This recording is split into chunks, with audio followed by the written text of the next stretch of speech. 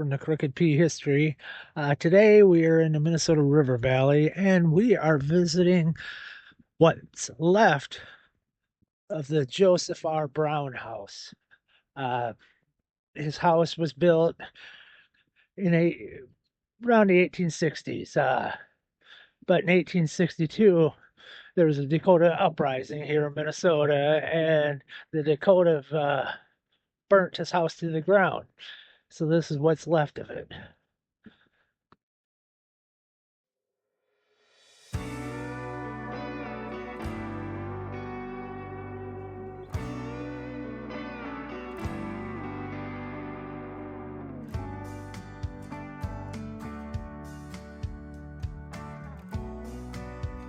This is what the actual house would have looked like back in 1861. This was his wife Susan, and here was Joseph.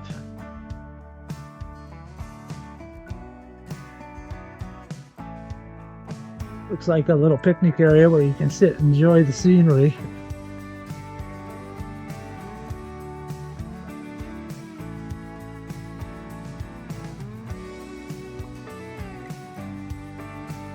Now the house was called the Farther and Gray Castle. That was what they named it, and quite an impressive house for the time. I mean, most people lived in log cabins or dugouts, so you could tell this was a sign of wealth.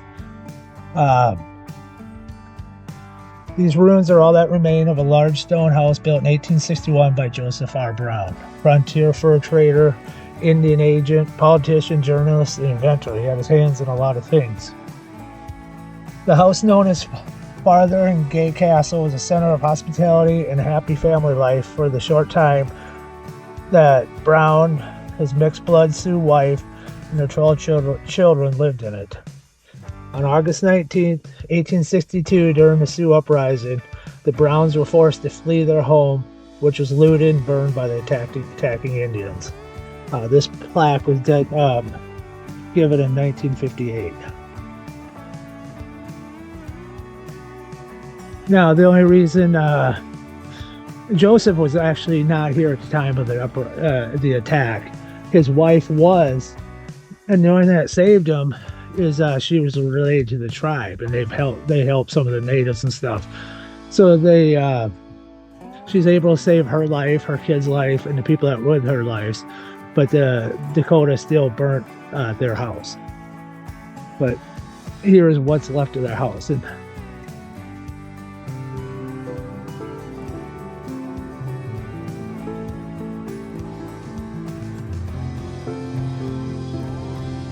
But for the time, I mean, holy, this was amazing. You didn't see houses like that out here, especially for a 3-story house.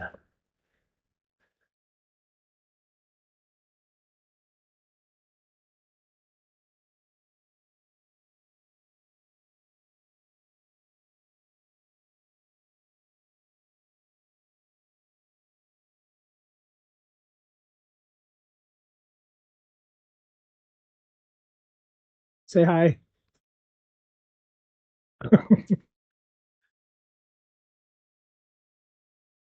And just enjoying the view from the upper story. But I'm actually kind of jealous. I mean, this would have been the view out the front door. Take the road out of there. That, of course, wouldn't have been there. Maybe a wagon trail at one time. Here.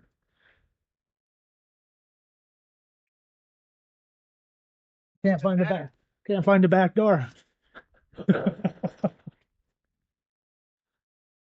We'll just sneak out a window.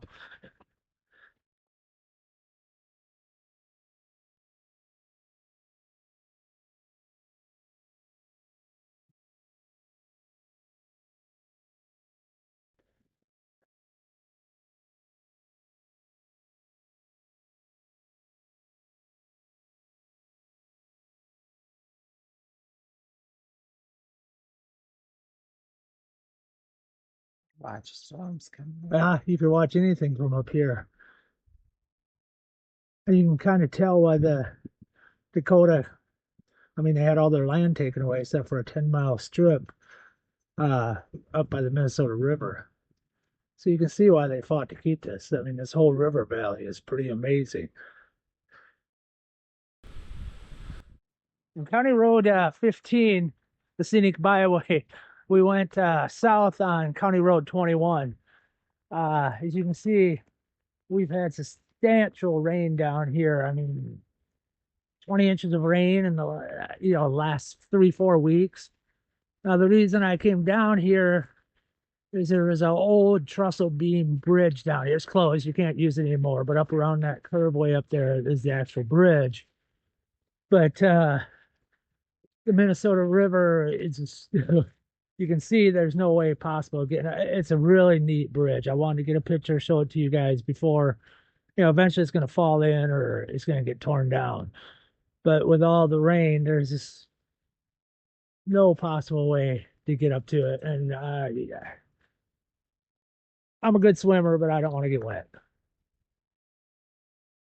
So this is use your imagination. Hopefully I can find a picture of it. I'll post the picture, but the river is running across the road. It's we're not going to go down there today.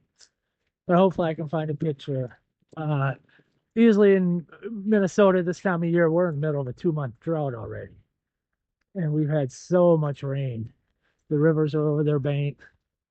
So, like I said, hopefully I'll find a picture and I can post it. It's a really cool bridge. I believe the locals call it the Gold Mine Bridge.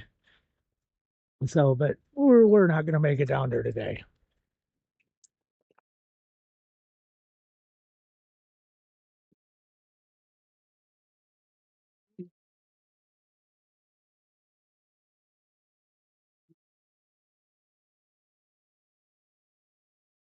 Minnesota is known for 10,000 lakes. This is unfortunately not one of them, but now we have 10,001.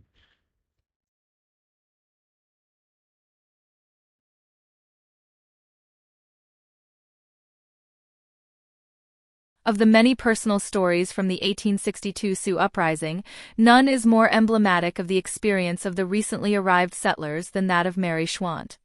Kidnapped at age 14, she lived to tell the tale of the horror she and her German immigrant family had endured. They had been in Minnesota for only a few months when the area Sioux began spilling blood, but the uprising marked her and the region forever. When neighbors came to the Schwant farm to see if anyone was alive, they saw every indication that the house had been robbed. Schwant's son-in-law, John Walls, was lying in the doorway with 3 bullets in his body.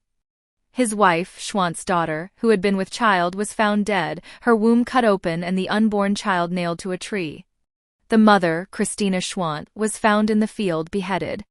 Beside her lay the body of their hired man, Frass. The mother's head was never found.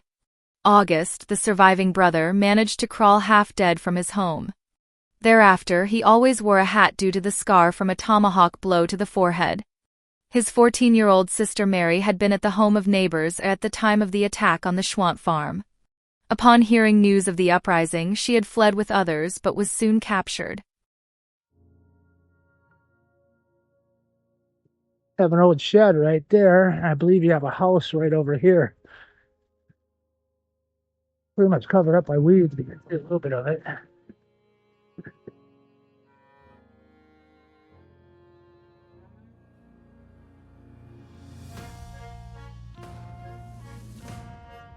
More than likely, that building we just came from was their old barn.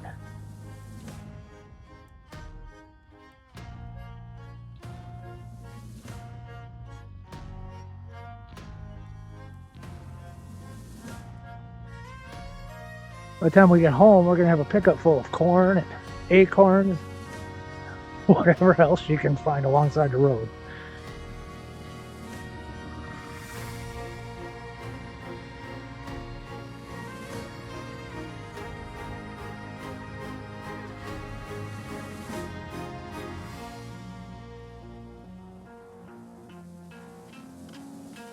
There's no way of getting safely inside, so I'm not even going to try.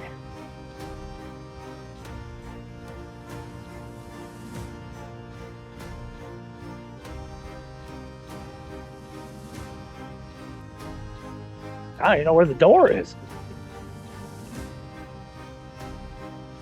There could have been, I don't know, a little farm site. The barn over there and a house and a corn shed or what have you over here.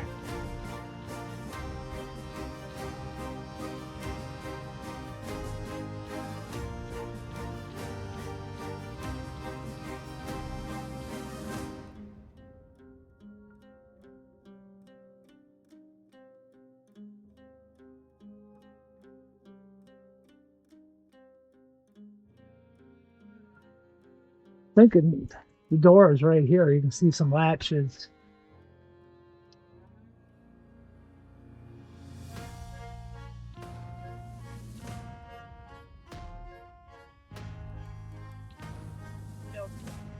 Field corn? What are you gonna do with it? Kitchen squirrels. Oh, well, yay, squirrels. I'm gonna put it in the back of the truck. Okay, God, I heard something in there. okay. So don't go in. Well, I've never stopped you before. Well, we don't have a gun on us.